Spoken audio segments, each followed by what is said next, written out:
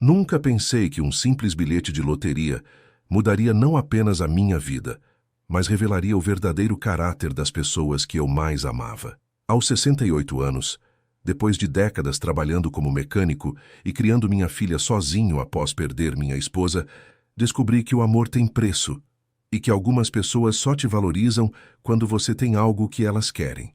Meu nome é João Carlos, e esta é a história de como um presente desprezível se tornou minha maior vitória e a maior lição de vida que já recebi. Durante 42 anos, trabalhei com as mãos sujas de graxa, consertar carros velhos no meu pequeno garagem na periferia de São Paulo. Criei minha única filha, Marina, depois que minha querida Conceição morreu de câncer quando nossa menina tinha apenas 12 anos.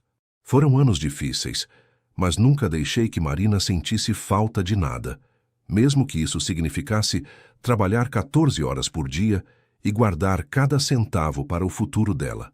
Durante todos esses anos, eu sonhava com o dia em que pudesse descansar, viajar um pouco, conhecer as praias que minha Conceição sempre quis visitar. Mas o dinheiro sempre ia para outras prioridades. A faculdade da Marina, o apartamento que comprei para ela quando se casou, os presentes de nascimento dos meus 2 netos, as emergências médicas. Eu sempre dizia que minha hora chegaria, que um dia seria minha vez de viver um pouco. Que ironia do destino!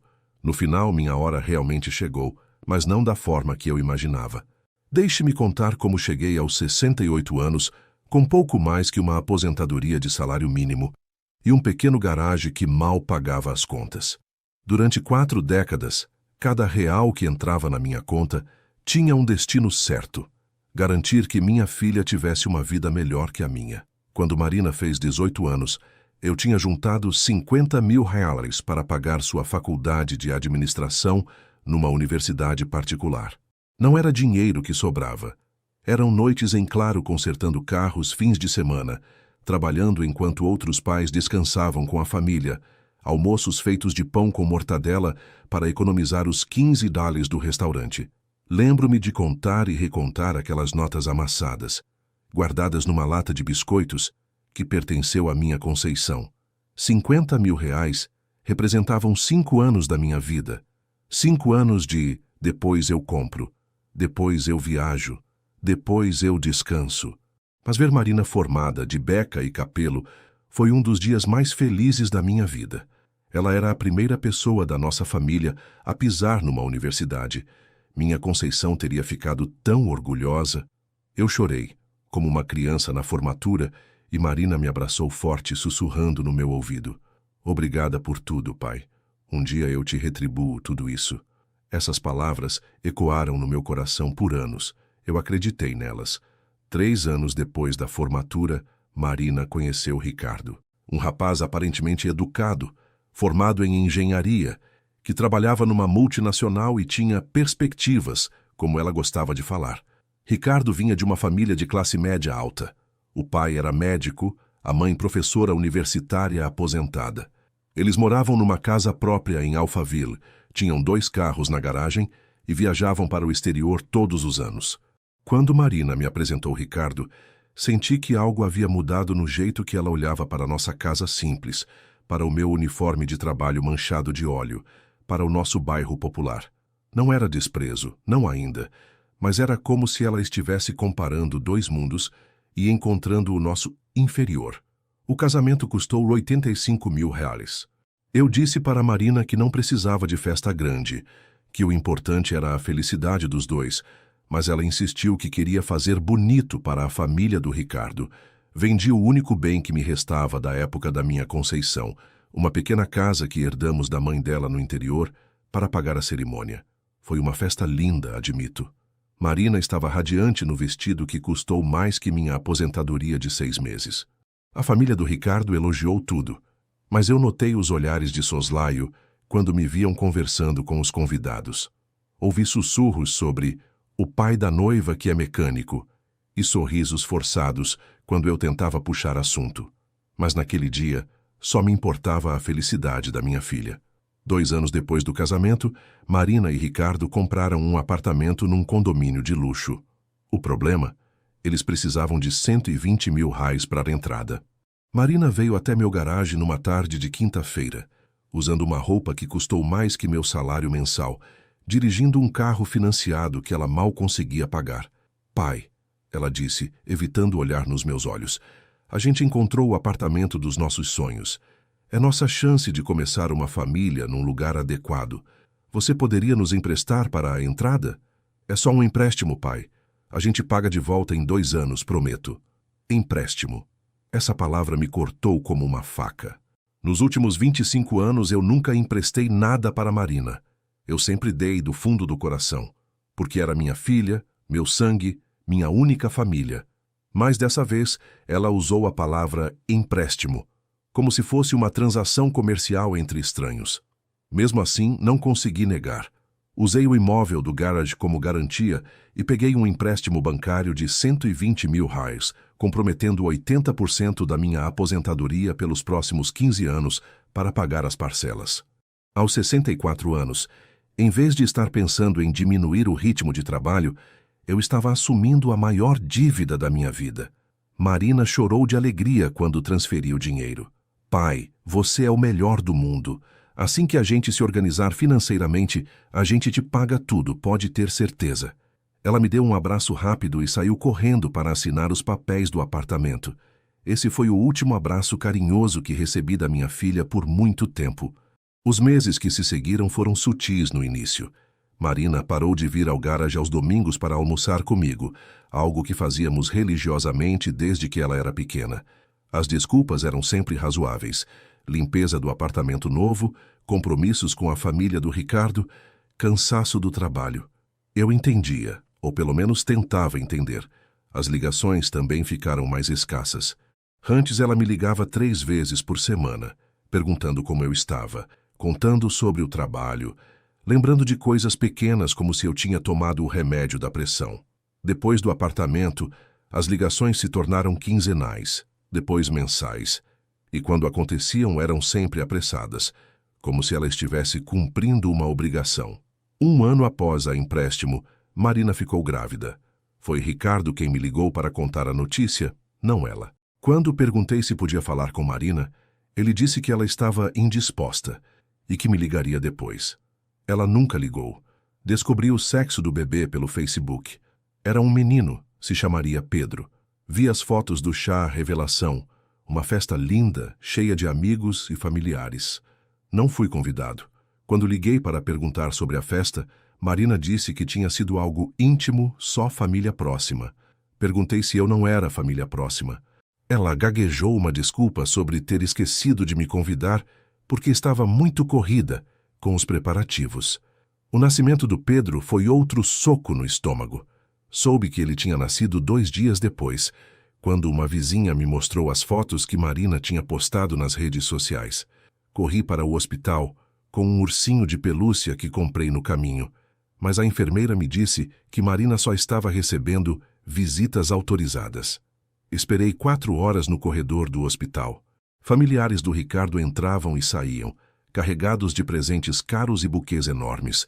Alguns me reconheceram. Afinal, eu pagara o casamento onde eles estiveram presentes, mas fingiam não me ver. Finalmente, Ricardo apareceu. João, ele disse, usando meu nome de forma informal pela primeira vez. Marina está muito cansada hoje. Que tal você voltar na semana que vem? Talvez seja melhor. Ricardo, eu sou o avô da criança, respondi, tentando manter a calma. Só quero conhecer meu neto e dar um abraço na minha filha.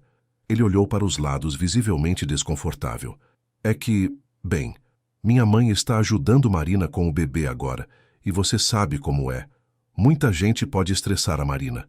Ela precisa de tranquilidade. Tranquilidade. Eu era uma fonte de estresse para minha própria filha. Voltei para casa com o ursinho na mão e chorei pela primeira vez desde o funeral da minha Conceição. Chorei pela filha que criei sozinho, pela menina que me abraçava forte e dizia que eu era seu herói, pela mulher que agora me via como um inconveniente. 3 semanas depois, finalmente conheci Pedro. Marina me recebeu em casa, mas a visita foi formal, fria. Ela me ofereceu um café aguado e ficou o tempo todo olhando para o celular. O apartamento era lindo, decorado com móveis caros e obras de arte. Tudo pago com o meu empréstimo que nunca foi mencionado. Quando peguei Pedro no colo, senti uma emoção indescritível. Ele era lindo, perfeito, e tinha os olhos da minha Conceição. Por um momento pensei que tudo valerá a pena. Todos os sacrifícios, todas as privações, todas as noites em claro trabalhando. Meu neto estava ali, saudável e lindo. Mas a magia durou pouco. Marina pegou o bebê de volta rapidamente, dizendo que ele precisava mamar. Ricardo chegou do trabalho e cumprimentou os pais dele, que estavam na sala, com beijos e abraços calorosos. Para mim, apenas um aceno distante. Durante o jantar, escutei a conversa sobre os planos de viagem da família do Ricardo, os investimentos que estavam fazendo, os colégios particulares que já estavam pesquisando para Pedro. Tentei participar da conversa, mas minhas opiniões sobre educação eram recebidas com sorrisos condescendentes e mudanças rápidas de assunto. Quando eu falei sobre a minha experiência de criar Marina sozinha, sobre como consegui dar uma boa educação para ela mesmo, com recursos limitados, a mãe do Ricardo disse: "Ah, mas hoje em dia é diferente, né, João? As crianças precisam de muito mais estímulo. Inglês desde pequeno, natação, música, é outro nível de exigência. Outro nível. Como se o meu nível não tivesse sido suficiente. Saí daquela casa com o coração apertado. No carro que precisava de reparo há meses, mas eu não tinha dinheiro para consertar por causa das parcelas do empréstimo, refleti sobre como as coisas tinham mudado. Minha filha tinha conseguido a vida que sempre sonhou, mas no processo ela havia se esquecido de onde veio e de quem tornou esse sonho possível.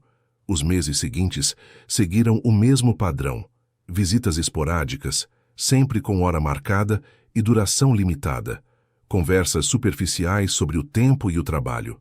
Pedro crescendo e me vendo mais como um estranho simpático do que como avô, e o empréstimo nunca mencionado, como se tivesse sido esquecido por todos, exceto por mim, que pagava as parcelas todo mês. No segundo aniversário de Pedro, não fui convidado para a festa. Soube da comemoração pelas fotos nas redes sociais. Uma festa temática de super-heróis com decoração profissional, buffet infantil e palhaços.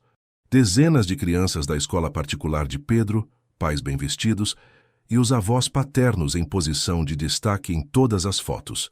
Eu não estava em nenhuma foto, porque eu não estava lá.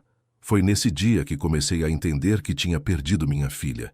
Não para a morte como perdi minha Conceição, mas para algo talvez pior, para a indiferença e a vergonha. Marina havia ascendido socialmente, e no processo, eu me tornara um lembrete inconveniente do passado que ela preferia esquecer. Mas ainda faltava o pior. O Dia dos Pais estava chegando, e seria neste dia que eu finalmente descobriria o que minha filha realmente pensava de mim.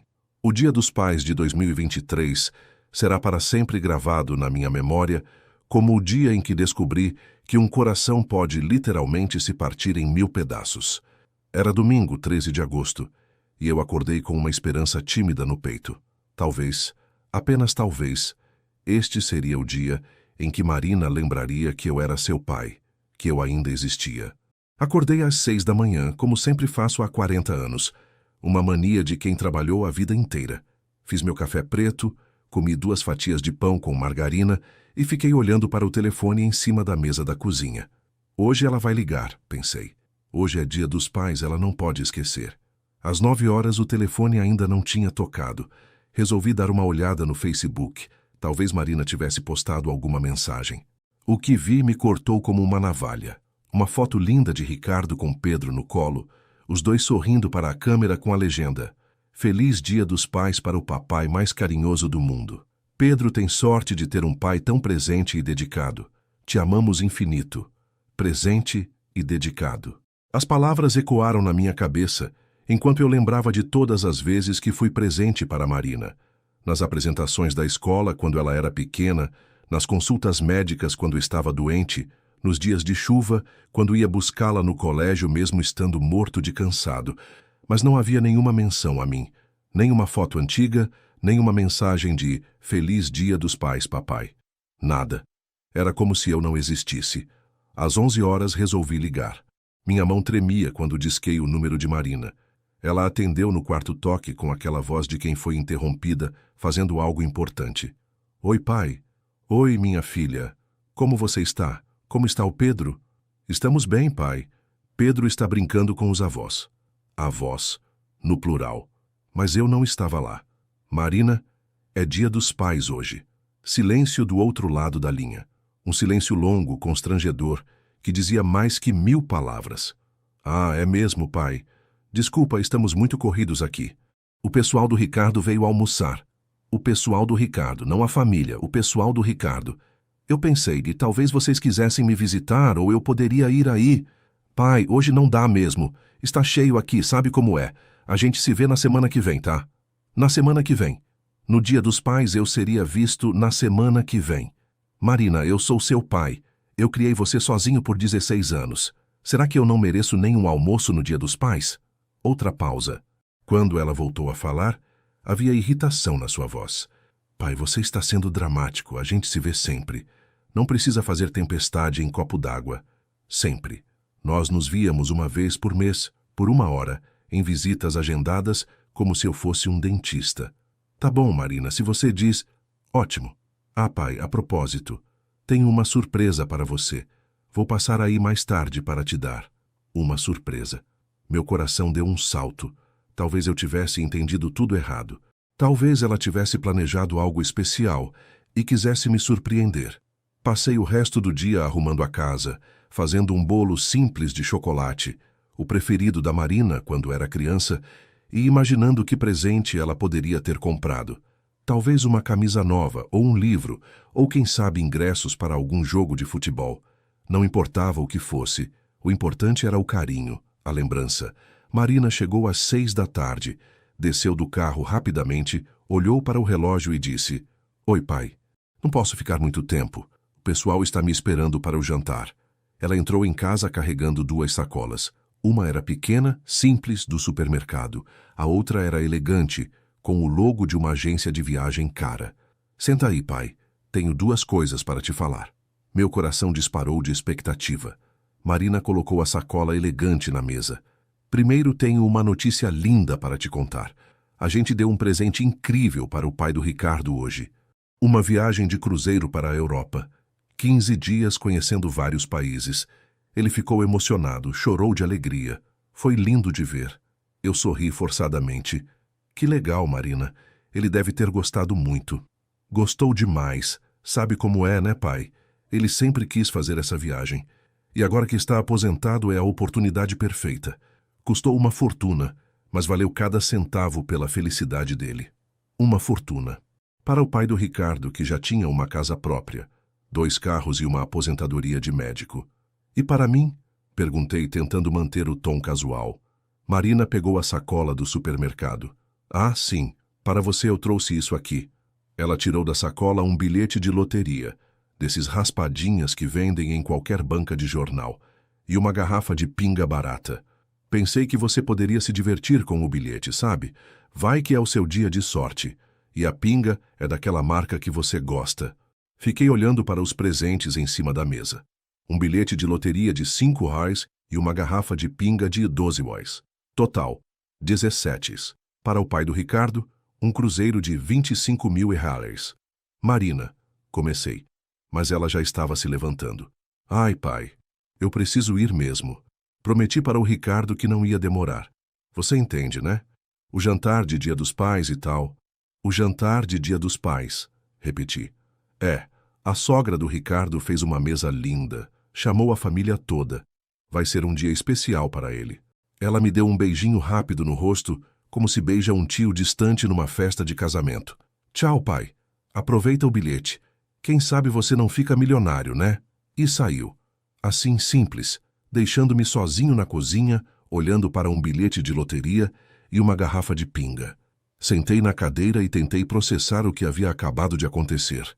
Minha filha, a menina que eu criei sozinho, que chamava de princesa, que dormia no meu colo quando tinha pesadelos, havia me dado um presente de 17 ienes no Dia dos Pais, no mesmo dia em que deu um cruzeiro de $25.000 para o sogro. Peguei o bilhete nas mãos.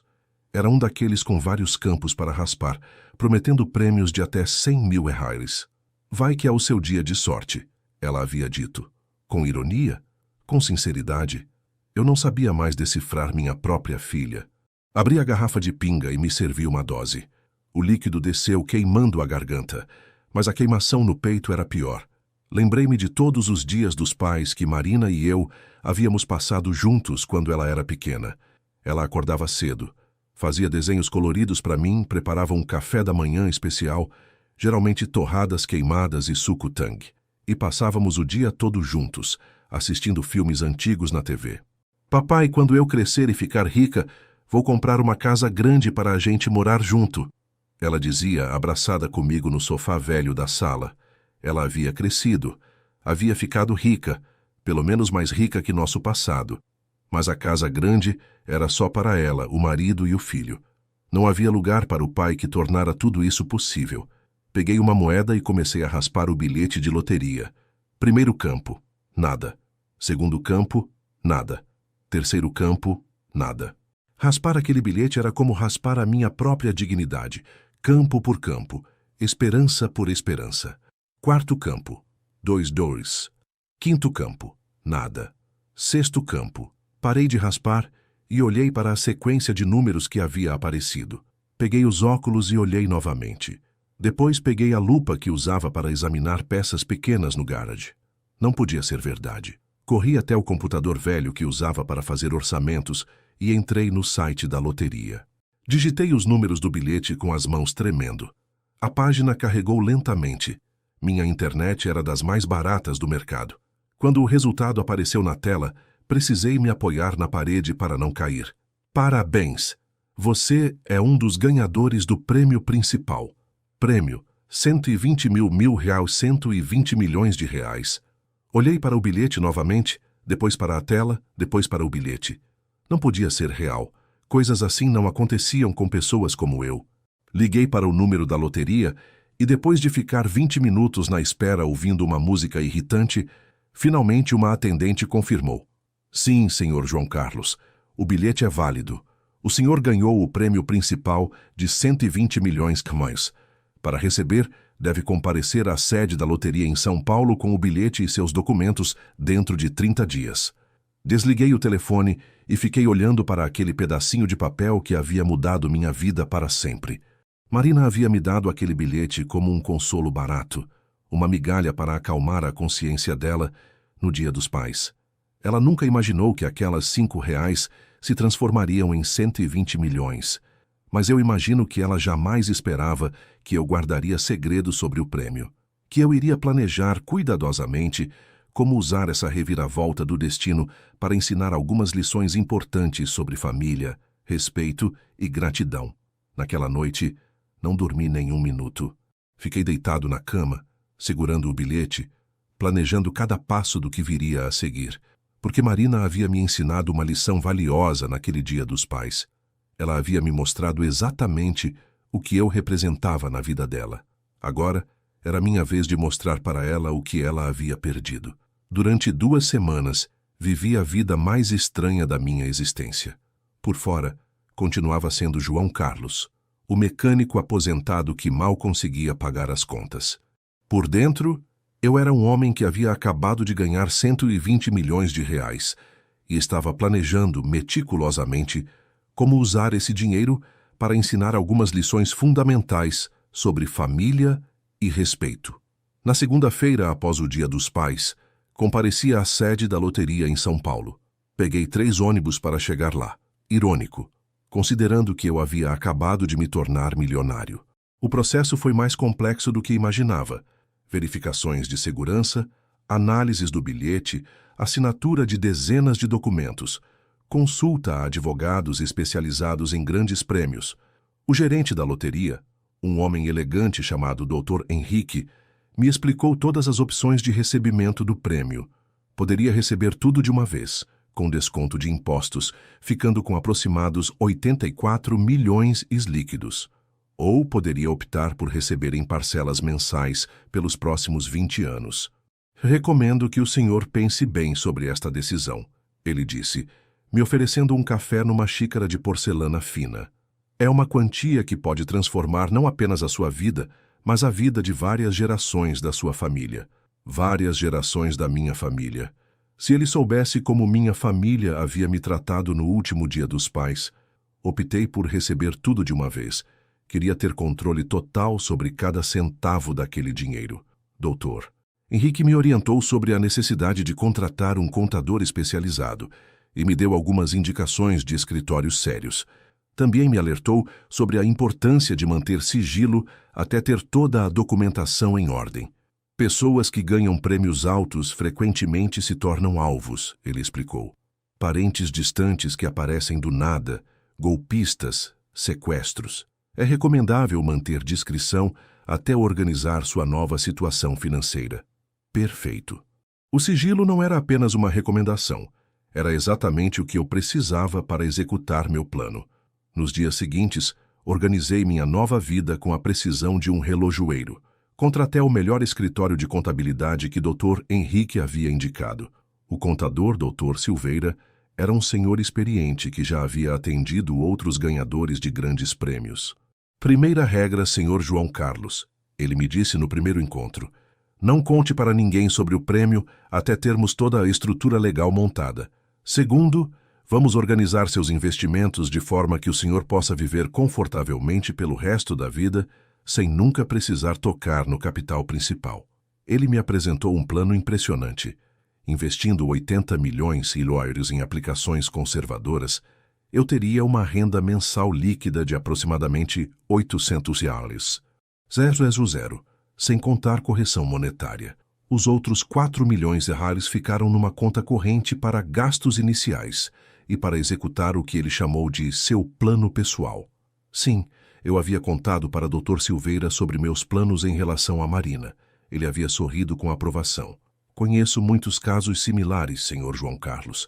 Pessoas que se sacrificaram por família e foram esquecidas quando a situação melhorou. O dinheiro tem esse poder. Revela o verdadeiro caráter das pessoas. Durante essas 2 semanas, mantive minha rotina normal. Continuei indo ao garagem todos os dias, fingindo trabalhar em carros velhos, reclamando das contas, agindo como se nada tivesse mudado. Marina ligou uma vez nesse período. Uma ligação rápida para perguntar se eu estava bem e me convidar para o aniversário de 1 ano do Pedro. Vai ser uma festa pequena, pai, nada muito elaborado. Pedro ainda é muito novinho para entender essas coisas. Festa pequena. Depois descobri pelas redes sociais que foi uma festa para 80 pessoas, com buffet profissional, decoração temática e um bolo de 3 andares. Pequena para os padrões que Marina havia adotado, aparentemente. Na festa, me senti como um figurante.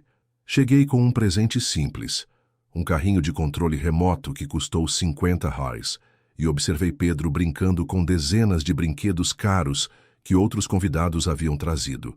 Os avós paternos deram para Pedro um playground completo para o jardim, instalação incluída, custo aproximado, R$15.000. Mas o que mais me chamou a atenção foi uma conversa que escutei entre Marina e algumas amigas na cozinha. Eu havia ido buscar um copo d'água quando ouvi meu nome sendo mencionado. Meu pai está ficando meio chato ultimamente, Marina estava dizendo. Fica fazendo drama por qualquer coisa. No Dia dos Pais, ele quase chorou porque não foi convidado para o almoço. Gente, o homem tem 68 anos, não é mais criança. Uma das amigas riu. Ai, Marina, mas você sabe como são os pais, né? Ficam carentes quando envelhecem. Pois é, Marina continuou.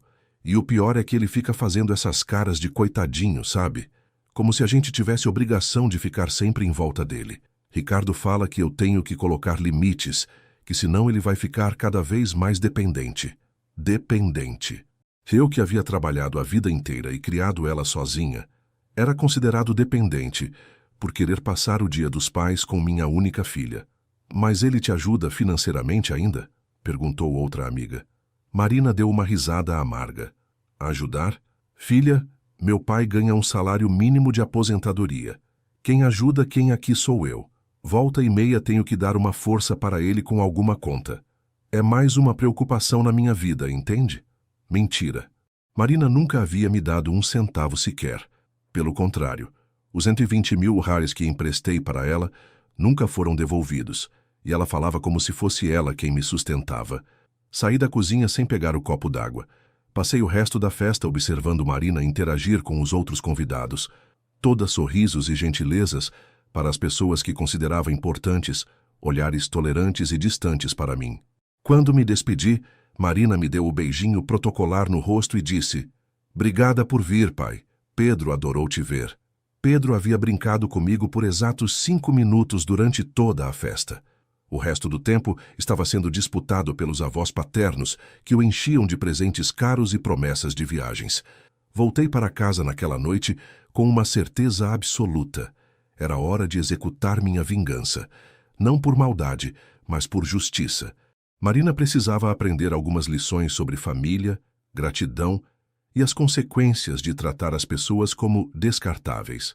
Na manhã seguinte, liguei para Dr. Silveira e disse: "Doutor, chegou a hora de colocar meu plano em ação." O primeiro passo do meu plano foi sutil, quase imperceptível. Parei de ligar para Marina, completamente. Se ela queria me tratar como um parente distante e inconveniente, eu lhe daria exatamente isso: distância. Durante 3 semanas, meu telefone ficou em silêncio. Marina não ligou nem uma vez. Isso confirmou o que eu já suspeitava. Nossas ligações esporádicas eram apenas um peso na consciência dela, cumpridas por obrigação moral, não por carinho genuíno.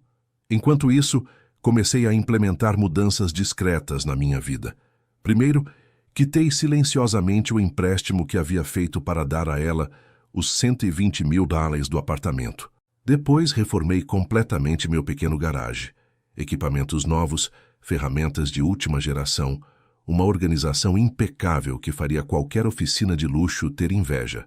Mas a reforma foi cuidadosamente planejada para parecer modesta por fora. Queria que Marina continuasse me vendo como um mecânico pobre que mal conseguia pagar as contas. Por enquanto. O segundo passo foi investigativo. Contratei um detetive particular, discreto, profissional, que já havia trabalhado para Dr. Silveira em outros casos. Queria saber tudo sobre a situação financeira de Marina e Ricardo. O que descobri me deixou ainda mais indignado. O casal estava com sérias dificuldades financeiras. O apartamento que eu havia financiado estava penhorado porque eles haviam usado ele como garantia para um empréstimo que não conseguiam pagar. Ricardo havia perdido o emprego na multinacional 6 meses atrás e estava trabalhando como consultor freelancer, ganhando muito menos que antes. Marina havia voltado a trabalhar depois da licença maternidade, mas o salário dela mal cobria as despesas, com a escola particular do Pedro e os custos de manter o padrão de vida que haviam adotado. Eles deviam $280 mil ao banco, $45 mil no cartão de crédito, $30 mil para fornecedores diversos, e as prestações do apartamento estavam atrasadas há 3 meses. A família do Ricardo os estava ajudando financeiramente. Os pais dele haviam emprestado R$80, 000, para cobrir as dívidas mais urgentes. E durante todo esse tempo, Marina continuava postando nas redes sociais fotos de almoços em restaurantes caros, roupas de marca e passeios com Pedro em locais requintados. Mantinha as aparências enquanto se afundava em dívidas. O mais interessante era que ela nunca havia me procurado para pedir ajuda financeira. Claro, na cabeça dela eu era apenas um aposentado pobre que mal conseguia se sustentar. Por que perderia tempo pedindo ajuda a alguém que julgava não ter nada a oferecer? Mas eu sabia que essa situação não duraria para sempre. Em breve, quando as opções se esgotassem, ela se lembraria do pai que sempre aparecera para salvá-la nas dificuldades.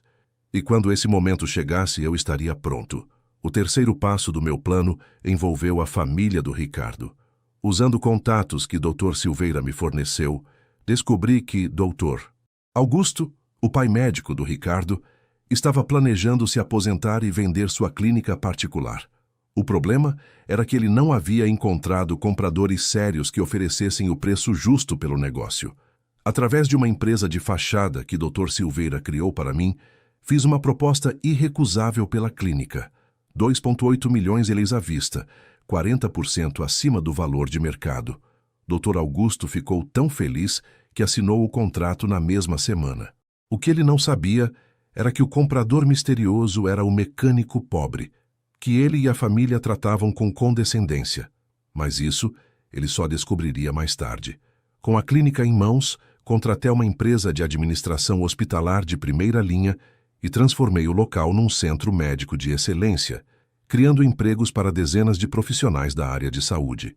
O investimento adicional foi de 1,2 milhões de dólares, mas o centro passou a gerar uma renda mensal líquida de 150 mil reais. Doutor, Augusto ficou impressionado com a transformação e comentou com Ricardo sobre como havia sido sortudo em vender para compradores tão competentes e visionários. Ricardo contou para Marina, que mencionou casualmente numa das raras ligações que fez para mim.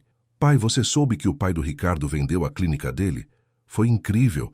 Apareceram uns empresários do nada e pagaram uma fortuna. Eles reformaram tudo e agora virou um baita centro médico.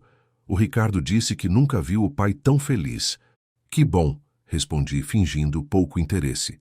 Deve ser bom para vocês também, né? Dinheiro na família. Ah, sim. Os pais do Ricardo conseguiram quitar todas as dívidas deles e ainda sobrou uma grana boa para investir. Eles até falaram em nos ajudar com algumas coisas aqui em casa. Algumas coisas, como as dívidas de 355 mil reais que vocês acumularam e não conseguem pagar.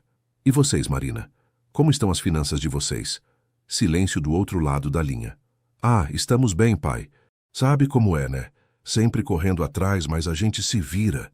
Se vira, com dívidas que equivaliam a 7 anos de salário conjunto deles. Foi nesse momento que decidi acelerar meu plano. Chegar a hora de Marina descobrir que desprezar a família pode ter consequências inesperadas. Na semana seguinte, instruí Dr. Silveira a fazer uma proposta formal pela dívida que Marina e Ricardo tinham com o banco, os 280 mil reais do apartamento que eu havia financiado. Quando um devedor está inadimplente, os bancos costumam vender essas dívidas com desconto para empresas especializadas em cobrança. Comprei a dívida por 200 mil reais. Agora eu era oficialmente o credor da minha própria filha, e ela nem desconfiava. O banco comunicou a Marina e Ricardo sobre a transferência da dívida.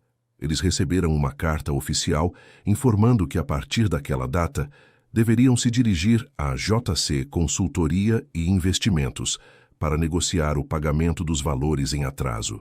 Marina me ligou naquela mesma noite pela primeira vez em um mês, com desespero na voz. Pai, você pode acreditar? O banco vendeu nossa dívida para uma empresa de cobrança. Disseram que se a gente não negociar até sexta-feira, eles vão executar o apartamento. Nossa, minha filha, que situação difícil. Mas vocês não estavam bem financeiramente? Pensei que os pais do Ricardo iam ajudar vocês. É complicado, pai. Eles já nos emprestaram bastante dinheiro, sabe? A gente não quer abusar da boa vontade deles. Não queriam abusar da boa vontade dos sogros, mas durante anos abusaram da minha boa vontade sem nenhum problema de consciência. E o que vocês vão fazer? Não sei, pai. Ricardo está tentando negociar com essa empresa, mas eles estão sendo muito duros, querem tudo à vista ou vão tomar o apartamento. Ouvi Marina chorar do outro lado da linha. Pela primeira vez em anos, ela estava sendo completamente honesta comigo sobre sua situação. O desespero havia quebrado a barreira de orgulho e fingimento que ela havia construído. Marina, eu disse com voz suave, você já pensou em pedir ajuda para alguém da família? Algum tio, primo? Pai, você sabe que a gente não tem mais ninguém. Só você e... Bem, ela não terminou a frase, mas eu sabia o que ela estava pensando. Só você. E você não tem dinheiro para nos ajudar. E eu, Marina? Você já pensou em me pedir ajuda? Outro silêncio. Um silêncio longo carregado de constrangimento. Pai, você é muito generoso, mas a gente sabe que você não tem condições de nos ajudar com uma quantia dessas. Seria injusto pedir isso do Senhor. Seria injusto. Depois de eu ter dado 120 mil reais para eles comprarem o apartamento, dinheiro que nunca foi devolvido, seria injusto pedir minha ajuda novamente. Entendo, minha filha. Bom, se eu puder ajudar de alguma forma, você sabe que pode contar comigo, né? Eu sei, pai, obrigada. A gente se fala depois. Ela desligou e eu fiquei sorrindo sozinho na minha cozinha. Marina havia acabado de me dar a abertura perfeita para a próxima fase do meu plano.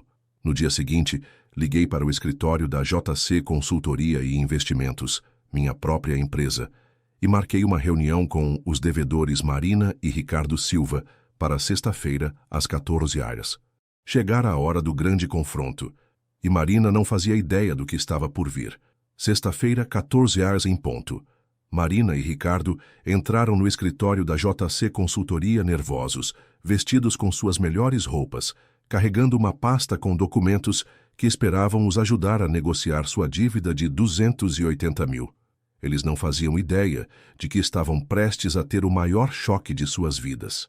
Doutor, Silveira os recebeu na sala de espera e os conduziu até uma sala de reuniões elegante, com uma mesa de mogno e cadeiras de couro.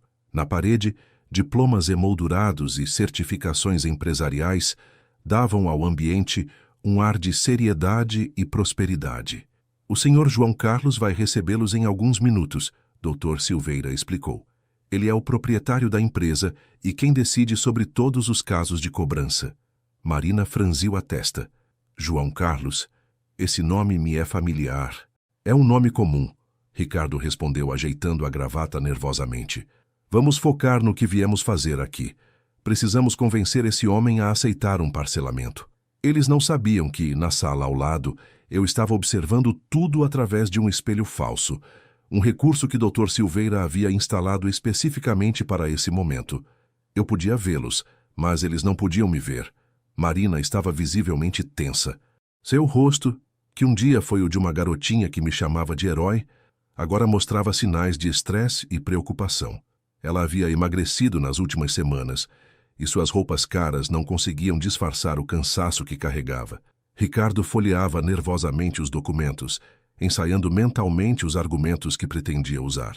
Aos poucos, meu coração foi se endurecendo. Essas eram as mesmas pessoas que haviam me tratado como um estorvo no Dia dos Pais, que haviam me dado um bilhete de loteria de 5 naus, enquanto davam um cruzeiro de 25 mil reais para o sogro, que falavam pelas minhas costas como se eu fosse um peso em suas vidas. Pronto, Sr. João Carlos. Dr. Silveira murmurou no meu ouvido através do interfone. Está na hora. Respirei fundo, ajeitei minha melhor roupa, um terno que havia comprado especialmente para essa ocasião, e abri a porta da sala de reuniões. O que aconteceu nos próximos segundos foi cinematográfico. Marina me viu primeiro. Seus olhos se arregalaram, sua boca se abriu e uma expressão de total confusão tomou conta do seu rosto. Pai, ela gaguejou. Ricardo demorou alguns segundos para entender o que estava acontecendo. Quando finalmente fez a conexão, o nome João Carlos, a presença do sogro numa empresa de cobrança, a expressão de choque de Marina, seu rosto ficou pálido como papel. Boa tarde, Marina. Ricardo, eu disse, com a voz mais calma que consegui produzir. Por favor, continuem sentados. Temos muito o que conversar.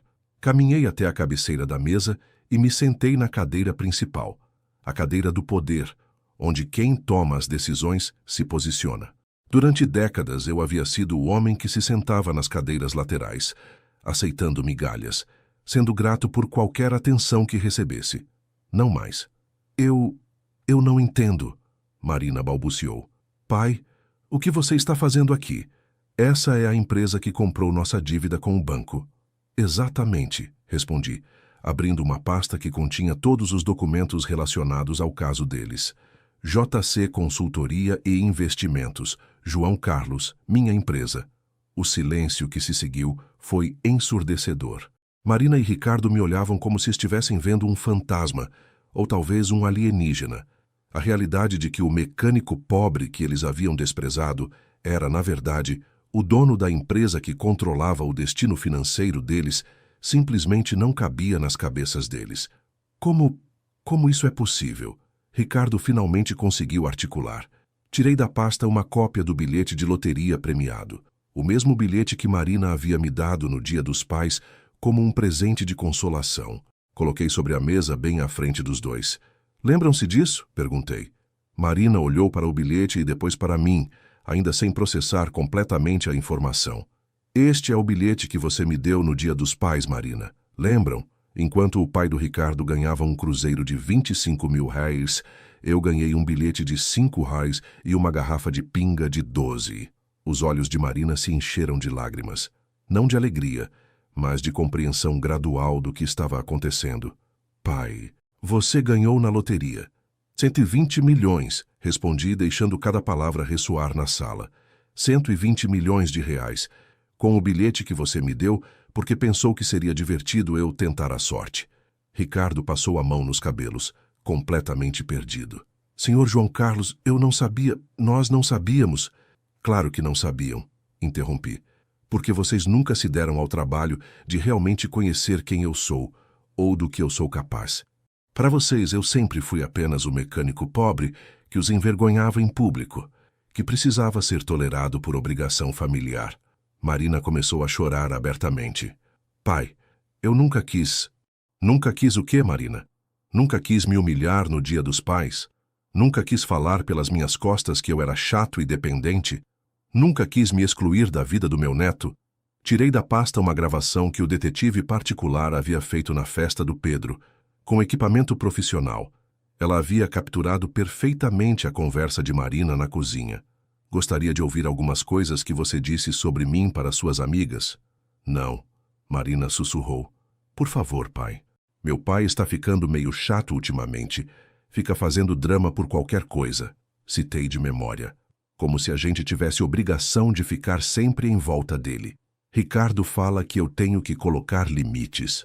Ricardo se afundou na cadeira, percebendo que sua influência negativa sobre Marina havia sido documentada e estava sendo jogada na cara deles. E o melhor de tudo, continuei, quem ajuda quem aqui sou eu. Volta e meia tenho que dar uma força para ele com alguma conta. Interessante, Marina, porque nos últimos 2 anos você nunca me deu nem mesmo R$1. Na verdade, você ainda me deve 120 mil reais do empréstimo que fiz para vocês comprarem este apartamento que agora está prestes a ser executado. O choro de Marina se intensificou, mas não era um choro de remorso genuíno. Era o choro de quem havia sido pega em flagrante, de quem havia perdido um jogo que nem sabia que estava jogando. Pai, ela tentou falar entre soluços, eu sei que cometi erros, mas você é meu pai. Você não pode fazer isso conosco. Pedro é seu neto. Pedro, meu neto que mal me conhecia porque fui sistematicamente afastado da vida dele. Meu neto que foi ensinado a ver os outros avós como figuras principais e a mim como um parente distante que aparecia ocasionalmente com presentes baratos. Marina disse, inclinando-me para a frente, durante 2 anos você teve a oportunidade de me tratar como pai, como família, como o homem que sacrificou tudo para que você tivesse uma vida melhor. Ao invés disso, você escolheu me tratar como um fardo. Tirei outro documento da pasta. Era o contrato de compra e venda da clínica do Dr. Augusto. Reconhece isso, Ricardo? É o contrato de venda da clínica do seu pai. Adivinha quem foi o comprador misterioso que pagou 8 milhões à vista? Ricardo pegou o documento com as mãos tremendo e leu seu próprio nome na parte identificada como vendedor e JC Consultoria e Investimentos, como compradora. Você comprou a clínica do meu pai? E investi mais 1,2 milhões de reais na reforma. Agora ela gera uma renda mensal de 150 mil reais. Seu pai está radiante com o sucesso do negócio. Ele não faz ideia de que deve essa felicidade ao mecânico pobre que a família dele trata com condescendência. A realidade finalmente atingiu Marina e Ricardo com força total. O homem que eles haviam desprezado, ignorado e humilhado não era apenas rico, ele era absurdamente rico e havia usado essa riqueza para controlar suas vidas sem que eles percebessem. O que você quer de nós? Ricardo perguntou com voz quebrada. Sorri pela primeira vez desde que havia entrado na sala. Não era um sorriso de alegria, mas de satisfação pela justiça que finalmente estava sendo servida. Quero que vocês aprendam algumas lições importantes sobre família, respeito e gratidão. E vou garantir que essas lições sejam aprendidas da forma mais didática possível. O que aconteceu nos minutos seguintes naquela sala de reuniões mudou para sempre a dinâmica da minha família. Marina e Ricardo estavam em estado de choque completo, tentando processar a magnitude da reviravolta que havia acontecido em suas vidas. Vamos aos fatos, continuei, mantendo o tom profissional que a situação exigia. Vocês devem 280 mil referentes ao apartamento, mais 45 mil de cartão de crédito, mais 30 mil reais para fornecedores diversos. Total, 355 mil em dívidas ativas. Ricardo tentou falar alguma coisa, mas eu levantei a mão pedindo silêncio. Vocês têm duas opções. Primeira opção, eu executo todas as dívidas imediatamente. Vocês perdem o apartamento, têm o nome incluído em todos os órgãos de proteção ao crédito, e Ricardo tem sua carreira profissional severamente prejudicada quando a informação sobre a inadimplência chegar aos seus clientes atuais e potenciais empregadores. Marina soluçou mais forte. A segunda opção, obviamente, seria melhor, mas ela estava aprendendo que comigo nada vinha de graça. Segunda opção, continuei. Eu perdoo todas as dívidas. Incluo vocês no meu testamento como herdeiros de 40% dos meus bens. Garanto uma renda mensal de R$ 50.000 para a família. Pago os melhores colégios para Pedro e ainda estabeleço um fundo de R$ 10 milhões para a educação universitária dele. Os olhos dos dois se iluminaram momentaneamente, mas eles me conheciam bem o suficiente para saber que haveria condições. Em contrapartida, disse, tirando um contrato que Dr.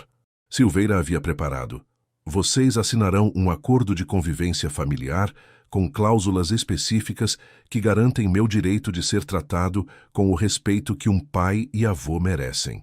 Coloquei o contrato na mesa. Era um documento de 15 páginas, detalhadamente elaborado por advogados especializados em direito de família. Cláusula 1. Marina me ligará pelo menos 3 vezes por semana, em conversas que durem no mínimo 20 minutos cada uma, demonstrando interesse genuíno na minha vida e bem-estar. Marina assentiu rapidamente, enxugando as lágrimas. Cláusula 2. Eu serei convidado para todos os eventos familiares importantes, aniversários, formaturas, feriados, celebrações, e minha presença será tratada como prioridade, não como obrigação. Cláusula 3. Pedro passará pelo menos um fim de semana por mês na minha casa para que possamos desenvolver uma relação real de avô e neto sem a interferência ou supervisão excessiva dos pais. Ricardo fez menção de protestar, mas eu o cortei com um olhar severo. Cláusula 4. Qualquer comentário depreciativo sobre mim, minha origem, minha profissão ou minha condição econômica passada, feito por qualquer um de vocês em público ou privado, resultará no cancelamento imediato de todos os benefícios financeiros. Cláusula 5. Marina reconhecerá publicamente nas redes sociais e em conversas sociais que minha contribuição foi fundamental para o sucesso profissional e pessoal dela, e que os valores e a educação que recebeu foram resultado do meu sacrifício e dedicação como pai solo. Cada cláusula era como uma facada no orgulho de Marina, mas também era uma lição necessária sobre o que significa valorizar a família. Cláusula 6. Em datas comemorativas como o Dia dos Pais, meu aniversário e Natal, serei tratado com o mesmo nível de atenção e carinho que vocês dispensam aos pais do Ricardo. Presentes de valor simbólico equivalente, tempo de qualidade similar, demonstrações públicas de afeto proporcionais. Esta cláusula fez Marina chorar ainda mais, porque ela sabia exatamente a que eu estava me referindo. O cruzeiro versus o bilhete de loteria seria para sempre a medida do desrespeito que ela havia me demonstrado. E a cláusula final, disse, olhando diretamente nos olhos de Marina, vocês permanecerão em terapia familiar por pelo menos 2 anos para trabalhar as questões de comunicação, respeito e gratidão que claramente existem nesta família. Empurrei o contrato para Marina. Tem 5 minutos para decidir. Assinam e começamos uma nova fase da nossa relação familiar, baseada no respeito mútuo e na honestidade. Ou não assinam e enfrentam as consequências das suas escolhas dos últimos anos. Marina e Ricardo trocaram olhares desesperados. Eles sabiam que não tinham escolha real. Com dívidas de 355 mil reais e renda insuficiente para quitá-las, a falência era inevitável se não aceitassem minha proposta. Mas, mais do que isso, acho que Marina finalmente estava compreendendo a extensão do dano que havia causado no nosso relacionamento. Pela primeira vez em anos, ela estava realmente me vendo. Não como o mecânico pobre que a envergonhava, mas como o pai que havia sacrificado tudo por ela e que havia sido sistematicamente desrespeitado e negligenciado. Pai, ela disse, com voz embargada, eu sei que não mereço sua generosidade. Eu sei que fui uma filha terrível nos últimos anos. Eu sei que machuquei o senhor de formas que eu não sabia nem que eram possíveis. Ela pegou a caneta que eu havia colocado sobre a mesa. Mas eu quero tentar de novo. Eu quero ser a filha que o senhor merece. Eu quero que Pedro conheça o avô incrível que eu tive a sorte de ter, mesmo que eu tenha esquecido disso por um tempo. Marina assinou o contrato. Ricardo, ainda em choque, também assinou. Doutor. Silveira, que havia acompanhado toda a reunião silenciosamente, recolheu os documentos e os levou para a autenticação. Muito bem, eu disse, levantando da cadeira. A partir de agora, somos uma família novamente. Uma família baseada no respeito mútuo, na honestidade e na gratidão. Espero que vocês nunca esqueçam as lições que aprenderam hoje. Marina se levantou e, pela primeira vez em anos, me deu um abraço verdadeiro. Não o beijinho protocolar de sempre, mas um abraço de filha arrependida que finalmente entendeu o valor do pai que quase perdeu. Eu te amo, pai. Ela sussurrou no meu ouvido. E eu vou passar o resto da minha vida tentando compensar o quanto eu machuquei o Senhor. Eu também te amo, minha filha, respondi, retribuindo o abraço. E agora vamos construir juntos a família que sempre deveríamos ter sido. Estou escrevendo estas últimas palavras em minha nova casa. Uma mansão de 2.000 metros quadrados em Alphaville, com jardins, piscina, quadra de tênis e um garagem de colecionador onde guardo meus 12 carros clássicos restaurados. É uma casa grande o suficiente para receber minha família toda semana, com quartos especiais para quando Pedro dorme aqui nos fins de semana. Mas o que mais me orgulha nesta casa não são os luxos caros ou os símbolos de status. É o quadro na sala de jantar, uma foto da família toda reunida no último dia dos pais. Marina, Ricardo, Pedro, os pais do Ricardo, que agora me tratam com o respeito de igual para igual, e eu no centro, recebendo o carinho e a atenção que sempre mereei como patriarca da família. Marina cumpriu rigorosamente todas as cláusulas do nosso contrato. Ela me liga 3 vezes por semana, e nossas conversas são longas, carinhosas, cheias das novidades da vida cotidiana que eu havia perdido durante anos. Ela posta regularmente nas redes sociais fotos nossas juntos, com mensagens de carinho e reconhecimento pelo pai que sempre fui. Pedro agora me chama carinhosamente de vovô João e passa todos os sábados comigo. Ensinei ele a pescar no lago artificial que mandei construir no jardim. Ele me ajuda a cuidar dos carros na oficina que montei em casa, e toda noite que ele dorme aqui, eu conto histórias da minha época de mecânico e da bisavó Conceição, que ele nunca conheceu, mas que vive para sempre em nossas memórias. A terapia familiar que exigi no contrato foi transformadora. Nas sessões, Marina finalmente conseguiu verbalizar os sentimentos de vergonha e inadequação que a fizeram se afastar de mim quando ascendeu socialmente. Ela admitiu que se sentia pressionada pela família do Ricardo a evoluir e deixar para trás tudo que lembrasse suas origens humildes, incluindo o pai mecânico. Eu achava que te proteger dessa pressão significava te afastar das situações sociais onde eu sentia que você seria julgado. Ela explicou numa sessão particularmente emocionante. Mas, na verdade, eu estava protegendo meu próprio ego e machucando quem mais me amava. Ricardo também passou por um processo de autoconhecimento profundo. Ele reconheceu que sua influência sobre Marina havia sido tóxica, alimentando preconceitos de classe que ele mesmo havia internalizado durante sua criação privilegiada. Senhor João Carlos, ele me disse numa das sessões, o senhor me ensinou que caráter não tem nada a ver com conta bancária. O senhor é mais homem com suas mãos calejadas do que eu jamais fui com meu diploma pendurado na parede. A mudança mais bonita, porém, veio dos pais do Ricardo. Quando o Dr. Augusto descobriu que eu era o comprador misterioso de sua clínica e que havia investido milhões para transformá-la num centro de excelência que emprega dezenas de pessoas, sua atitude mudou completamente. João Carlos, ele me disse no último churrasco de família, você é um empresário visionário. Fez pela minha clínica o que eu nunca tive coragem ou conhecimento para fazer. Sou grato por ter você como compadre. Compadre.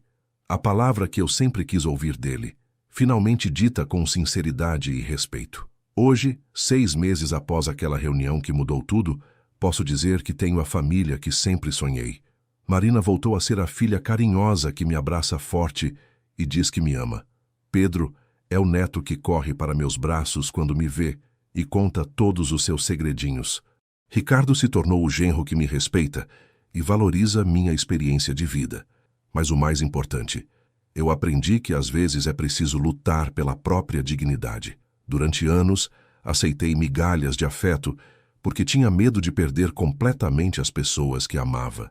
O bilhete de loteria não me deu apenas 120 milhões de reais. Ele me deu a coragem de exigir o respeito que sempre mereci. O dinheiro revelou o verdadeiro caráter de cada pessoa ao meu redor. Marina aprendeu que origem não é vergonha, e sim motivo de orgulho. Ricardo aprendeu que classe não se mede por conta bancária, mas por caráter. E eu aprendi que nunca é tarde para recuperar o lugar que nos pertence na vida das pessoas que amamos. Ontem, Pedro me pediu para contar novamente a história de como ganhei na loteria. Quando terminei, ele me olhou com aqueles olhos inocentes de criança e disse: "Vovô, o senhor teve sorte de ganhar tanto dinheiro?" Eu pensei na pergunta por um momento, olhando para a foto da família na parede, lembrando de tudo que passamos juntos nestes meses de reconstrução. "Não, meu neto", respondi. "Minha verdadeira sorte não foi ganhar na loteria. Minha verdadeira sorte foi descobrir que minha família me ama de verdade e que às vezes as pessoas só precisam de um empurrãozinho para lembrar do que realmente importa na vida." Pedro sorriu e me deu um abraço apertado. "Eu te amo, vovô João." "Eu também te amo, meu menino, mais que todo o dinheiro do mundo." E essa é a verdade mais pura que aprendi nesta jornada. O amor verdadeiro não tem preço, mas às vezes precisamos usar outros recursos para lembrá-lo às pessoas que ele sempre esteve lá, esperando para ser valorizado. Marina estava certa naquele Dia dos Pais, quando disse que talvez fosse meu dia de sorte com o bilhete de loteria. Ela só não imaginou que minha maior sorte não seria o prêmio em dinheiro, mas a chance de recuperar minha família e ensinar a todos nós que respeito, gratidão e amor não são opcionais numa família, são a base de tudo. Hoje, quando olho para meu bilhete de loteria emoldurado na parede do meu escritório, não vejo um pedaço de papel que me deu 120 milhões de reais. Vejo o símbolo da maior lição da minha vida, que às vezes o presente mais desprezível pode se tornar a bênção mais preciosa, e que nunca devemos subestimar o poder do destino de corrigir as injustiças da vida. Afinal, quem diria que um presente de 5 reais dado com desdém se tornaria o instrumento da justiça mais doce que já experimentei? A vida tem mesmo um senso de humor muito especial.